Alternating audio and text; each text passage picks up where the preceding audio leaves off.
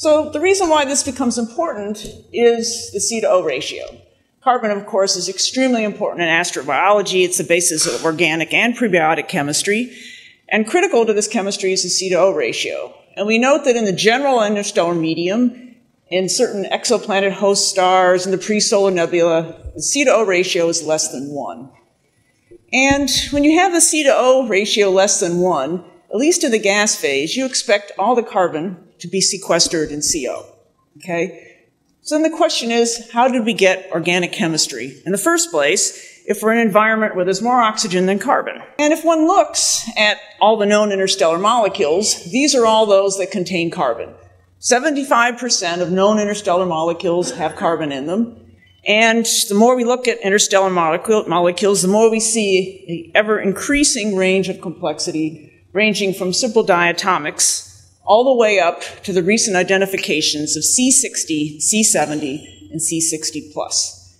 And so how did you generate all these carbon-containing molecules in an oxygen-rich environment? Well, one has to begin to realize that interstellar molecules are not formed in isolation in one source and another source. That molecular material is actually cycled through various phases of the dense interstellar medium, starting with mass loss and molecular content of dying stars into the Planetary Nebulae stage, nothing to do with planets, which eject about 85% of the material into the diffuse ISM, which form diffuse clouds, which collapse into dense clouds, which collapse into stars and solar systems, and some of this material eventually ends up on planet surfaces. And we know we can trace at least some of the material through this cycle because of what we see in presolar grains found in meteorites. Some of these grains have been traced back to stars, okay?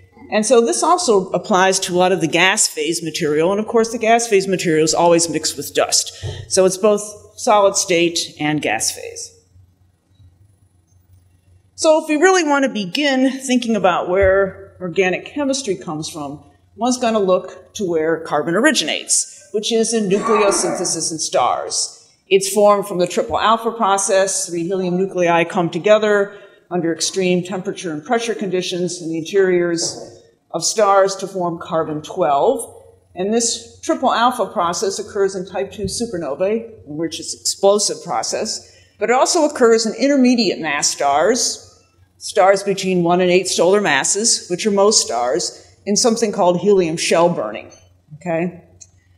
When stars deplete or run out of hydrogen in their interior, converting it to helium, they start ascending the so-called giant branches. And on these giant branches, they start losing significant mass. And this is where they also start converting helium into carbon. This loss of mass creates a circumstellar envelope. And we see a picture here of a circumstellar envelope observed in the infrared in dust. And you can see sometimes there's rings of material that are thrown out. And it's mass loss from stars such as these, as I mentioned previously, that supplies about 85% of the material to the ISM. It's not from supernova explosions. Now, when these stars enter a certain branch known as the asymptotic giant branch, or AGB branch, we've heard about this in previous talks, this is where mass loss really increases and where helium is converted to carbon. So it's on the AGB where you start creating carbon-12, and you create so much carbon-12, and the star photosphere and atmosphere becomes convective that you mix this carbon-12 to the surface, and you actually change the C to O ratio to favor carbon. Before the AGB, other stars, supergiants, stars on the early AGB have oxygen more than carbon, but many stars on the AGB flip that ratio to carbon greater than oxygen. And this carbon enrichment makes its way into the circumstellar envelope. The circumstellar envelope flows away from the star, it cools, and molecules form. And we can, of course, for many years, we've been doing this, we observe molecules in the circumstellar envelopes with radio telescopes, such as those here in Arizona, the new 12-meter ALMA antenna, and the submillimeter telescope. And we can use radio telescopes with high-resolution spectroscopy, and I mean 1 part in 10 to the 7th spectroscopy, for unambiguous identification of these molecules via their pure rotational spectra. So we actually know very much, we know unambiguously what's there and what's not if we're careful enough. And so one can observe molecules in circumstellar envelopes in situations where there's more carbon than oxygen, or where there's more oxygen than carbon, and examine the chemistry. Okay? And we actually did that about 7 years ago, where we did what we call a molecular line survey of carbon-rich envelope of a very famous star known as IRC plus 10216 versus an oxygen one known as VY Canis Majoris. And it's clear from these observations that the chemistry is controlled by the C to O ratio. So here's the result of our spectra. This was done in what we call the 1 millimeter window, otherwise known now as ALMA band 6. Here are the spectral lines seen across the whole 1 millimeter band for the carbon-rich object, and here it is for the oxygen-rich object.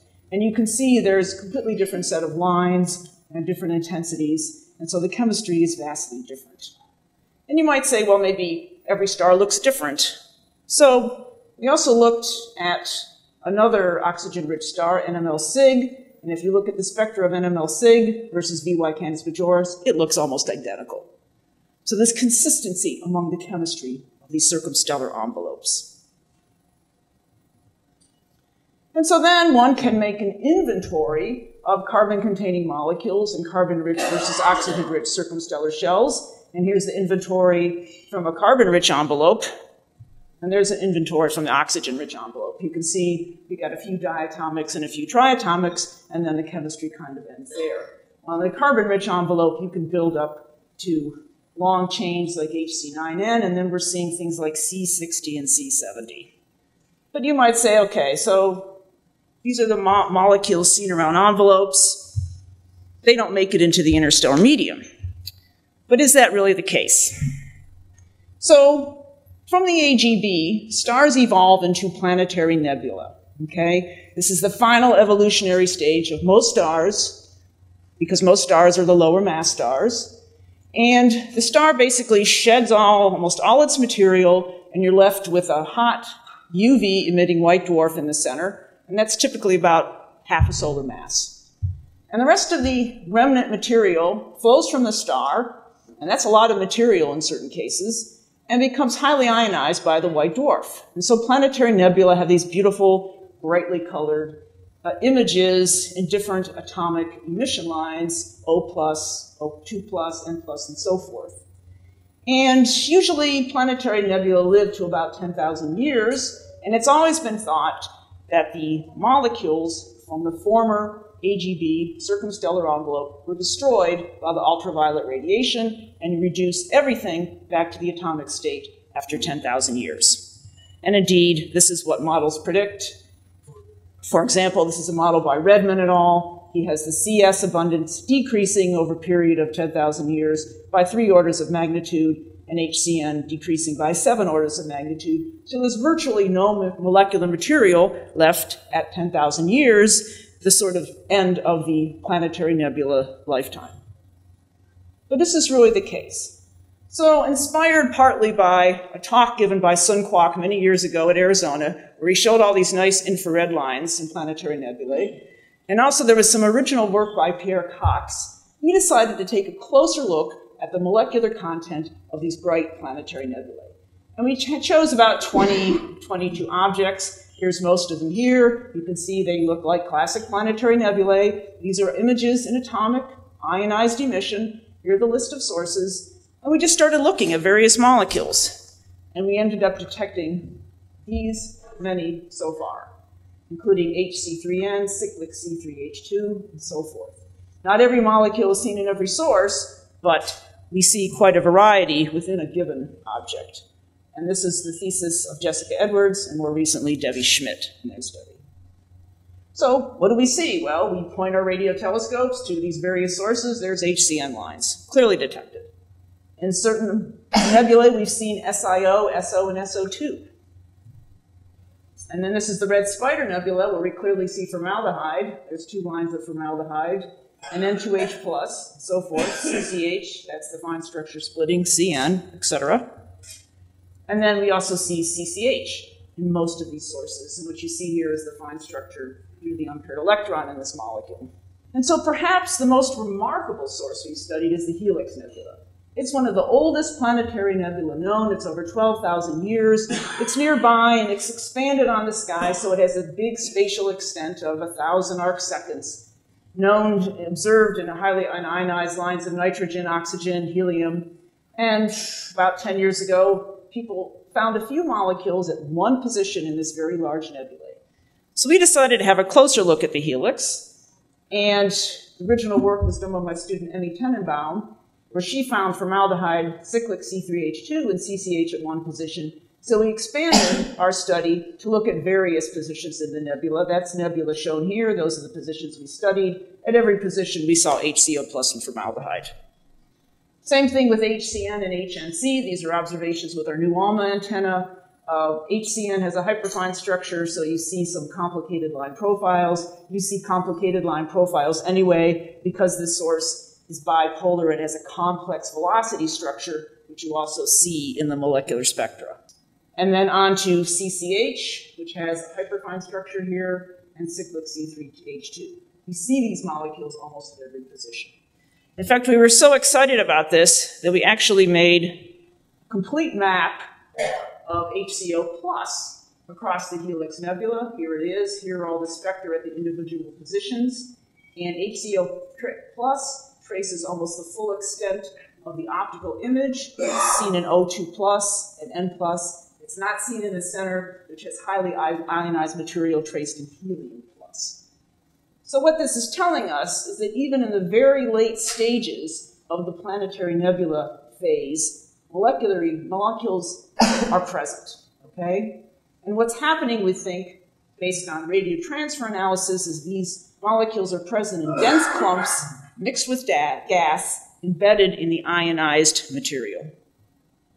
In fact, now we have enough data where we can look at the molecular content of the planetary nebula to decide whether the progenitor star was C-rich or oxygen-rich when it started going to the nebula phase. Most of these nebula contain HCN, HCO+, and so forth. The C-rich contain things like CCH, HC3N, and cyclic C3H2. And here are some HC3N lines that are observed towards this very interesting source, planetary nebula K447. If it's oxygen-rich, we'll see SiO and SO2. If oxygen is on the order of carbon, we'll see a lot of formaldehyde and SO. And clearly, observations of K447, where we see all these carbon-rich molecules, indicates that it came from a carbon-rich AGB star.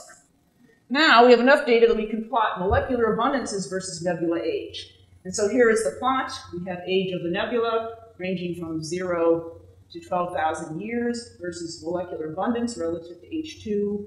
And in the green are CCH, the blue is HCO+, the red is HCN, and the light blue is HNC. And you can see the abundances don't really change across the age of the nebula. In contrast, the dashed lines show the model predictions. And they show the abundances rapidly dropping with age, and this is not what we see.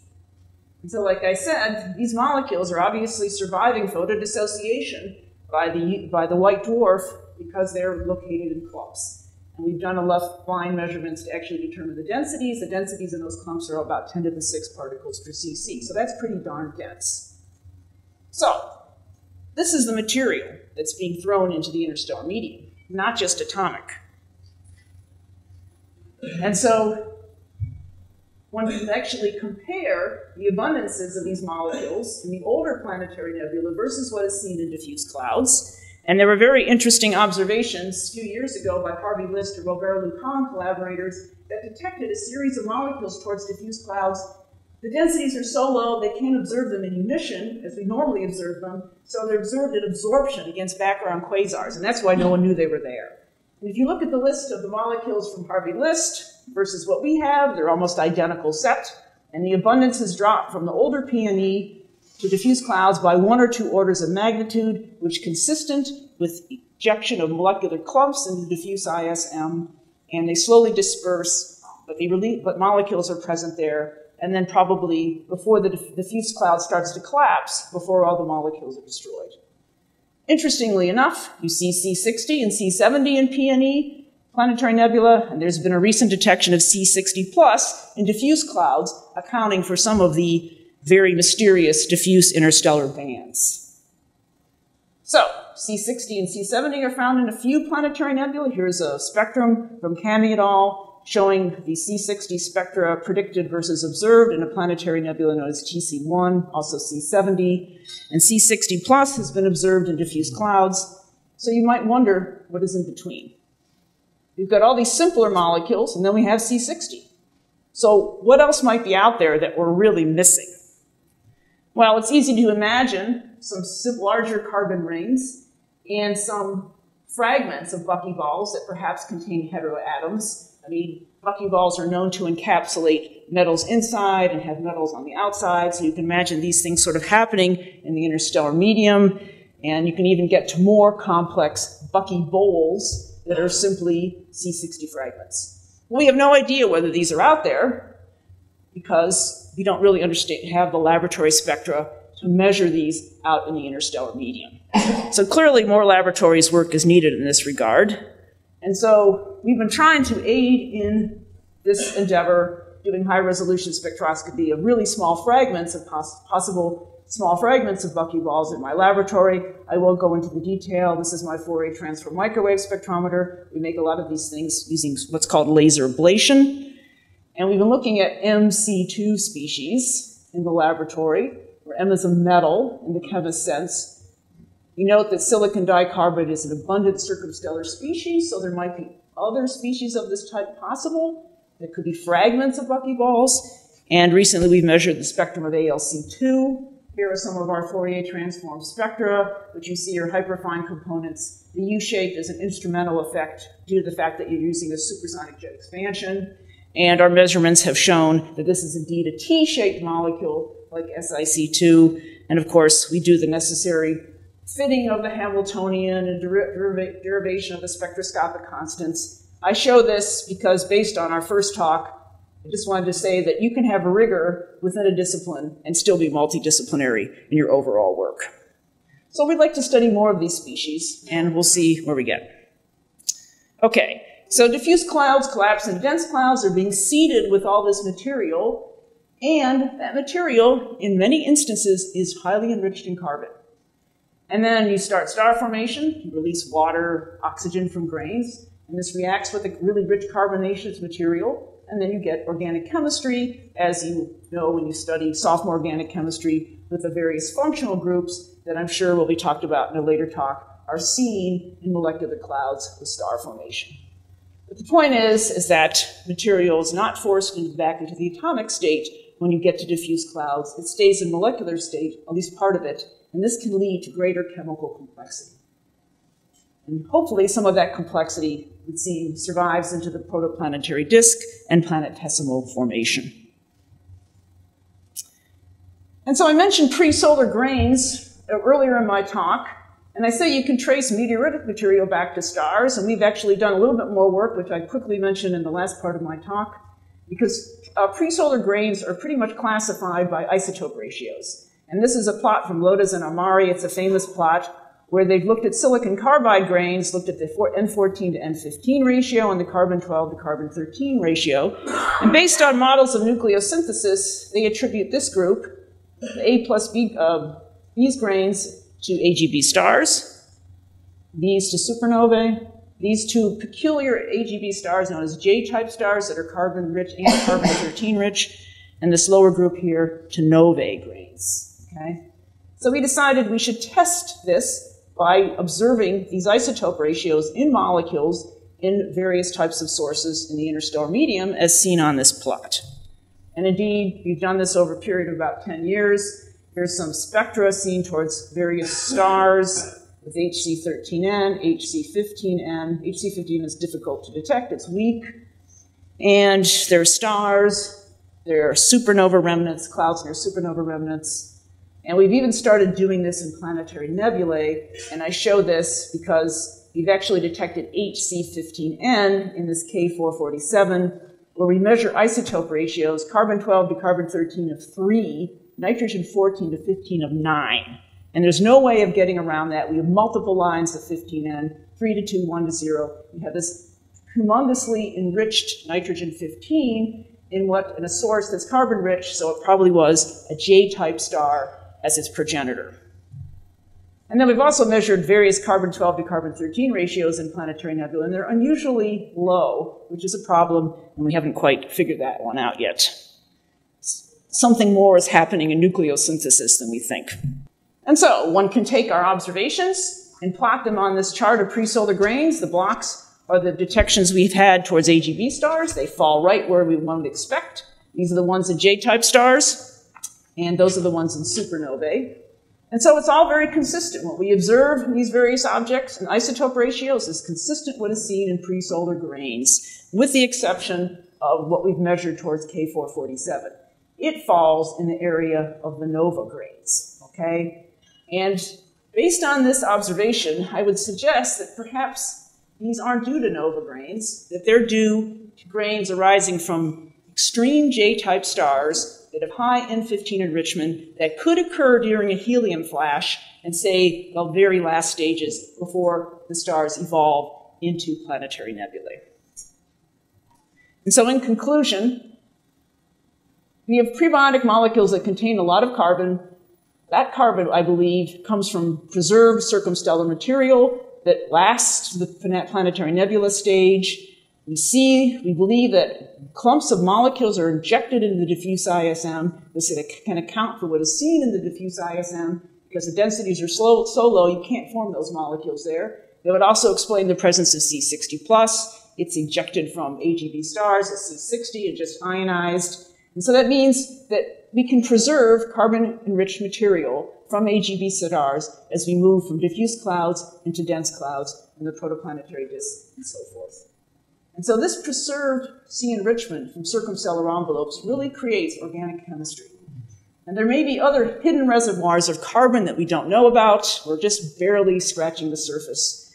And if molecular materials recycle this way, then the chemical timescales are much greater than we ever thought. They could be the lifetime of the galaxy.